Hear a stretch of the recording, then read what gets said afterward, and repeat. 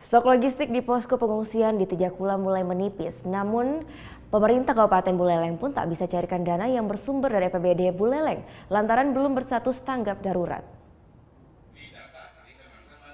Stok logistik seperti beras dan yang lainnya di posko pengungsian di Tejakula Buleleng semakin menipis. Ini dikarenakan kebutuhan akan logistik setiap harinya sangat tinggi. Untuk memenuhi kebutuhan logistik, para pengungsi Gunung Agung asal Kecamatan Kubu Karangasem mencapai 50 ton beras setiap harinya. Beras pun harus didrop setiap 3 hari sekali ke masing-masing pengungsi. Salah satunya di pengungsian Les ini. Di posko Desa Tembok ini para pengungsi mencapai 6.400 pengungsi asal Desa Dukuh.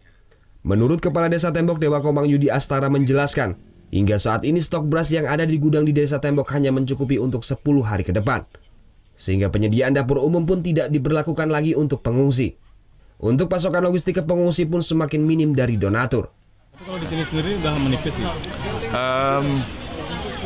Kemarin iya, tapi langsung di-drop oleh Posko Indo Tejakula. Jadi kurang lebih ada 8,5 ton. Asumsinya Niki selama kebutuhan 10 hari ditambah sisa 2 ton berikutnya Niki. 2 ton sebelumnya. Kalau yang lainnya udah? Nah, cuman untuk bahan kebutuhan pokok yang lain. Jadi minyak goreng kita masih ada, cuman sedikit. Air mineral kita sudah hampir tidak ada. Kayak yang lain-lain kita tidak ada. Nah, makanya dari Niki ada beberapa uang sumbangan yang sempat kita kumpulkan sebelumnya. Jadi Niki per kemarin kita belikan telur dan ikan tongkol. Sementara itu penanganan pengungsi di Kabupaten Buleleng hingga saat ini hanya mengandalkan sumbangan dari para donatur dan dana tanggap darurat milik Dinas Kesehatan dan BPBD Buleleng. Penggunaan dana yang bersumber dari APBD Buleleng pun tidak diperbolehkan lantaran status Gunung Agung belum tanggap darurat.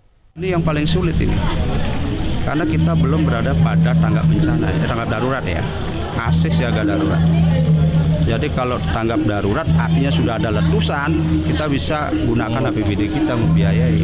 Ini sekarang enggak, kita masih menggunakan anggaran-anggaran sektoral yang ada di Dinas Kesehatan, Dinas Sosial, BPBD. Itu sifatnya dana sosial.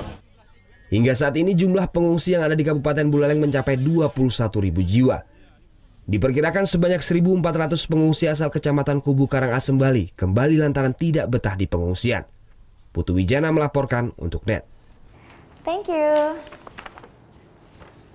Udah selesai nonton beritanya? Jangan pergi dulu dong. Subscribe dulu dan nonton tayangan lainnya di sini. Subscribe, nonton lagi. Subscribe, nonton lagi.